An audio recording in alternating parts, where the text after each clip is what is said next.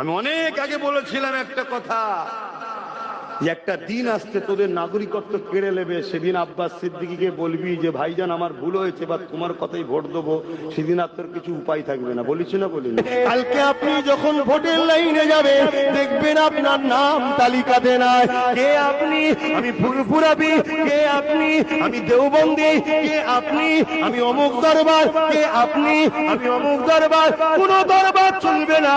মুসলমান হওয়ার জন্য আপনাকে ক্যাম্পে নিয়ে যাওয়া হবে, ওখানে তিলে তিলে আস্তে আস্তে আপনাকে হত্যা করা হবে। এই বলে দিয়ে যায়, যে যার হুজুর নিয়ে থাকো, যে যার বক্তা আমির সাহেবকে নিয়ে থাকো, যে যার পীর সাহেবকে নিয়ে থাকো, তুমি আমার পীরকে দলাদলি করতে যেও না, তুমি আমার পীরকে আঘাত দিয়ে যেও না।